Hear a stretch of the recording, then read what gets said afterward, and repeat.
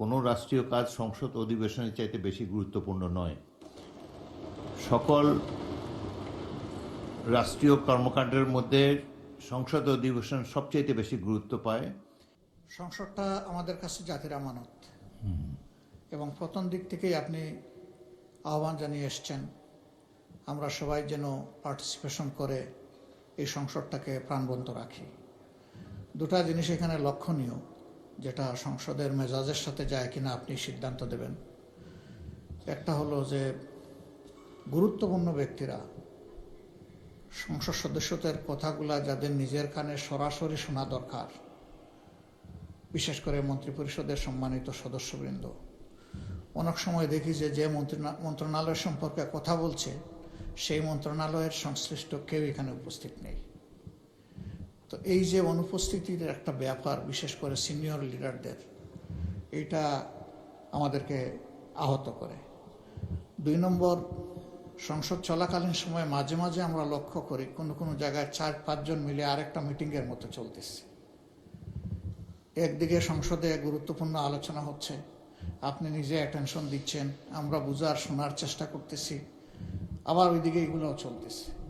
এগুলাতে সংসদের ডিসেন্সি যেমন নষ্ট হয়, তেমনি আমরা যারা সংসদকে অনুসরণ করার চেষ্টা করি আমাদের মনোযোগও নষ্ট হয়। তার উত্থাপিত প্রথম প্রশ্নটি অত্যন্ত গুরুত্বপূর্ণ। বাজেট অধিবেশন চলছে, গুরুত্বপূর্ণ মন্ত্রী, বিশেষ করে যাদের সম্পর্কে এলাকার দাবি দাওয়া নিয়ে মাননীয় সদস্যগণ বক্তব্য রাখেন, যেমন হাসপাতালের কারণে, হাসপাতালের অব্যবস্থার কারণে স্বাস্থ্যমন্ত্রীকে তারা অনেক কিছু বলেন, আইন শৃঙ্খলার প্রশ্নে স্বরাষ্ট্রমন্ত্রীকেও কিছু বলেন, এবং এলজিআরডি মন্ত্রী অবশ্যই এখানে থাকেন, তার ব্যাপারে সবসময়ই তারা দেয়। তবে কালকে এই প্রশ্নটি আলোচিত হয়েছিল এবং মাননীয় চিফ হুইপ বলেছিলেন যে তারা রাষ্ট্রীয় কাজে ব্যস্ত।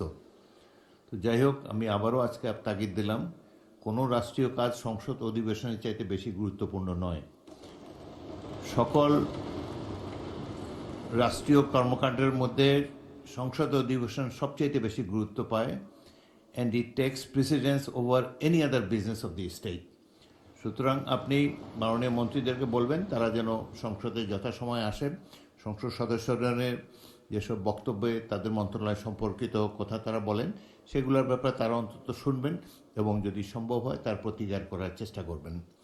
দ্বিতীয়ত, বিরোধী দলের নেতা যেটি বলেছেন, আমি মাঝে মাঝে দেখি সংসদের ছোট ছোট গ্রুপে কথাবার্তা চলে, ফ্লোর ক্রসিংও 2-1বার দেখেছি, সেগুলো আমি সাথে সাথে পয়েন্ট আউট করেছি।